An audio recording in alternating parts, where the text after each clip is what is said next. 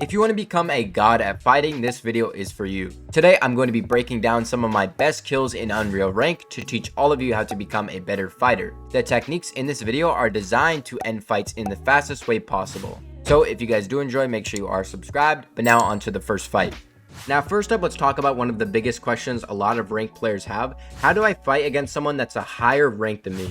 In this example right here, we're going to be fighting against an Unreal player and he's going to be dropping onto my box. Notice how I create two boxes of space so that I can play from both of them. Now when the player tries to swing on this left wall, I'm not going to edit out the left wall. I'm going to place a ramp below the player in his blind spot. And then I'm going to side jump off of it and then hold the wall so that I can high wall, and then I can edit a window and then crack the player. Now after I side jump and then I crack this player, he's then going to go to his left and then he's going to create some space. But when he creates his space, pay attention to how I'm going to approach this player's box. I'm just going to keep my crosshair on him the whole time.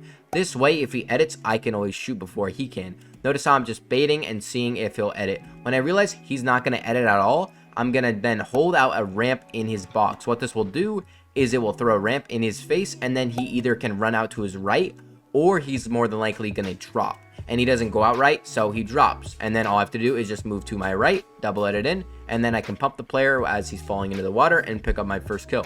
Moving on, let's talk about another big question a lot of players ask. How do I deal with third parties? In this first fight we're going to go over, I'm chilling in metal and another player is going to approach me. Now when this player approaches me, he's going to build up in wood. So I'm going to try and full box him. But when I full box him, he flips the ramp. When he does this, pay attention to how I reset this wall and then I hold the wall. This is because if the player shoots the wall, he can't steal it. After I do that, I know the player has shotgun delay. So I can then wide edit and try and shoot the player.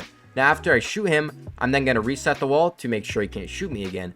Now after I do this, the player's full box, right? The only option he has is to go out left. So I'm going to try and edit and steal that wall. I fail, but then I can just safely edit from a right hand peek. But notice how patient I'm going to be, and I'm going to let the player fall into my crosshair. Now after I crack him, I'm then going to realize he's going to try and leave. So I'm going to edit up to my left, and then I'm going to place a ramp, and then place a cone and a floor in front of me, and then I'm going to double edit. But after I double edit, I place a wall in between me and the player. This will not allow the player to then leave. And since I put him in timeout, and then I was able to pick up my first kill. Now you may say, oh, you just got that kill. Go grab all that loot. No, none of these builds are mine. If a third party shows up, I'm screwed. So I'm going to break the wall and then create two boxes of metal. That way, if anyone tries to show up, like let's say this guy right here, the third partier, I'm prepared and I have a bunch of space to work from. And since I created all of this space, I was able to make good plays against the third party, and then I was able to full piece him and pick up a simple kill. So if you want to deal with third parties properly, do this. Now in order to become a god at fighting, you need to learn how to end fights fast, and the best way to end fights fast this season is with peace control. Now peace control can be different in every single scenario you're in,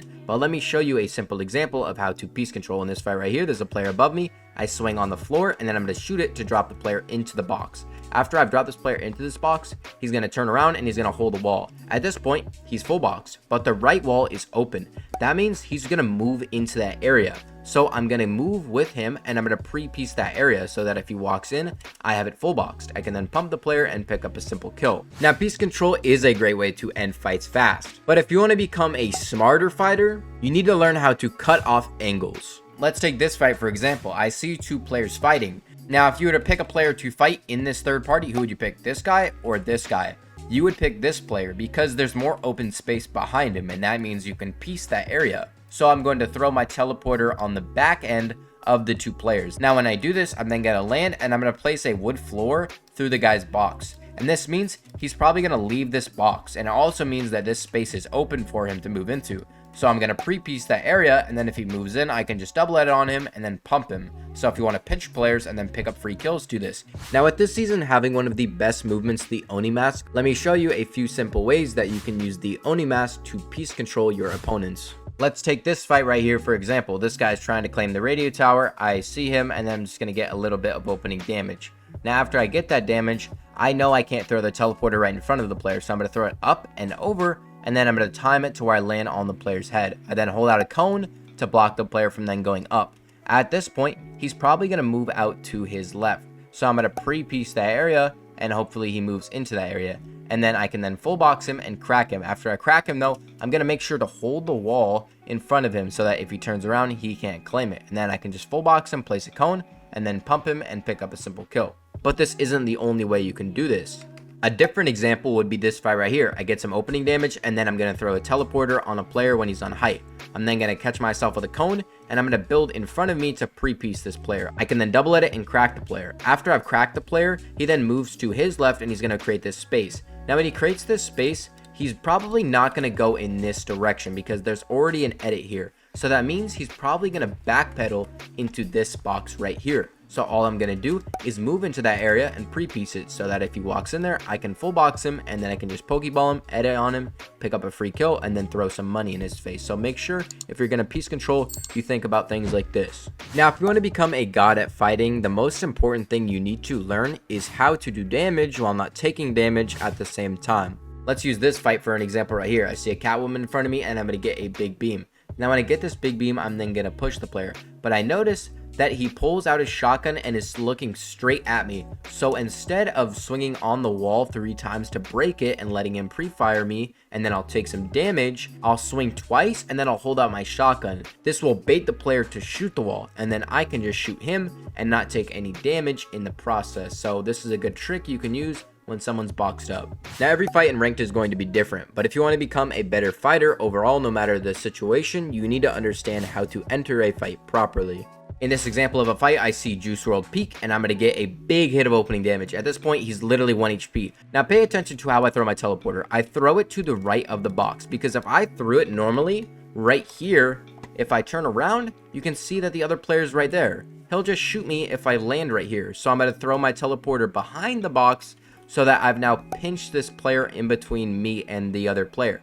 Then when the player places a ramp, he's probably going to double edit up. So what I'm going to do is I'm just going to hold out a wall. This will then block the player, and then I can wide edit, and then I can just pump the player and pick up a simple kill.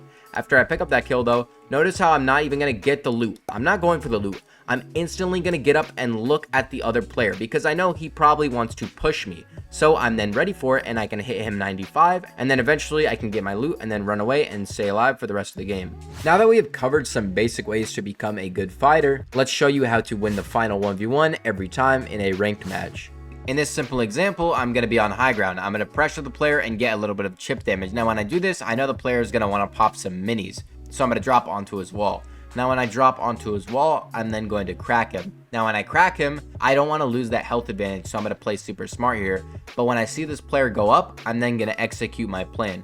All I'm going to do is I'm going to free build and take this player to max height. I'm going to bait him to build up with me. I'm basically forcing him to burn mats. If I burn all of his mats and then zone pulls, he won't have any builds to work with. And since I did this very simple trick, I can just teleport to the front of zone on low ground, and since the other player doesn't have any mats, he's done for, and then I can just spray him and pick up a simple win just because I did so. So if you want to win 1v1s and games, do this. Now every rank game you get into is going to have different situations you get into, and every player you fight is going to be different. But a consistency with a lot of ranked players is that they make mistakes. Moving on now, I want to talk about one of the biggest mistakes I see a lot of players do that you can actually take advantage of, and that is wide edits and pressuring. If you pressure a player just a little bit and they're a little nervous, more than likely you're going to be able to bait out that player and get a free shot off. Let's take this simple fight for example. I'm fighting this player and I'm going to go up to his wall. Now when I go up to his wall, he wide edits and he shoots and he resets. That means he's probably going to do it again. So all I have to do is do the exact same thing, bait him out, and then he's just going to wide edit for me and feed me a free kill. But this isn't the only example of this. If you see in the background clips, I do this over and over and over in my ranked fights just to pick up free kills. So make sure to do things like this. Now that is the end of this video. If you guys did enjoy, make sure you are subscribed. But if you still have garbage mechanics, go watch this video. But with that, I'm out. Peace.